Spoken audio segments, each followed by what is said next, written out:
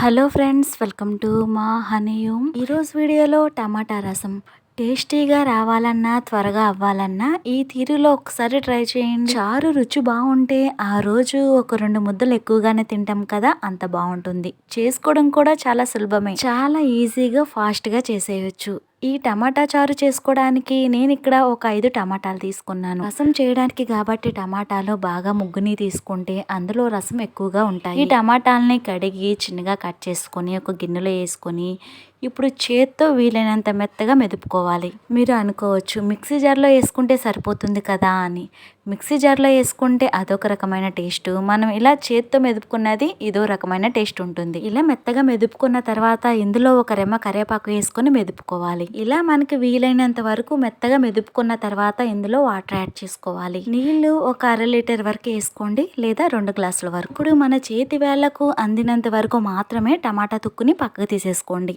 మొత్తం అలానే ఉంచేస్తే గనక తినేటప్పుడు ఎక్కువగా టమాటాలు తగులుతూ ఉంటాయి. అలా అని మొత్తం తీయొద్దు, సగం తీసుకుంటే సరిపోతుంది. ఇలా తీసేసుకున్న తర్వాత ఇప్పుడు ఈ రసం పెట్టుకునే గిన్నెలో వేసుకుని స్టవ్ పైన పెట్టుకోవాలి. ఇందులో చిన్న కప్పు చింతపండు రసాన్ని వేసుకోవాలి. మనం తీసుకునే టమాటాలను బట్టి ఈ చింతపండు రసాన్ని యాడ్ చేసుకోవాలి. 1/2 టీ స్పూన్ పసుపు, రుచికి సరిపడా ఉప్పు, చిన్నగా కట్ చేసుకున్న 2 పచ్చిమిర్చి వేసుకొని ఈ పచ్చిమిరపకాయలు మెత్తబడేంత వరకు ఈ రసాన్ని కాగనివ్వాలి.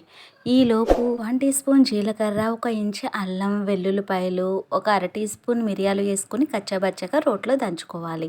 రసం మనకి ఇలా ఒక 3-4 నిమిషాల్లోనే మరుగుపోతుంది. ఇందులో ఇప్పుడు కచ్చాబచ్చాగా దంచుకున్న అల్లం వెల్లుల్లి మిరియాలు వేసేసుకొని ఇవి వేసిన తర్వాత ఒక పొంగు వచ్చేంత వరకు మాత్రమే మరిగించుకోవాలి. ఎక్కువసేపు మరిగించొద్దు. ఎక్కువసేపు మరిగిస్తే గనక స్మెల్ అయినా ఘాటుతనమైన తగ్గిపోతుంది. ఒక పొంగు రాగానే స్టవ్ ఆఫ్ చేసుకుని పక్కకు దించేసుకోండి. తాలింపు కడాయిలో 2 టేబుల్ స్పూన్ల నూనె వేసుకొని అందులో 1/2 టీ స్పూన్ ఆవాలు జీలకర్ర వేసుకొని ఆవాలు చిటపటలాడిన తర్వాత కాడాలతో సహా ఎండుమిర్చి, ఒక రెమ్మ కరివేపాకు వేసుకొని ఫ్రై చేసుకోవాలి. తాలింపు ఫ్రై అయిపోయిన వెంటనే రసంలో వేసుకొని కలుపుకోవాలి.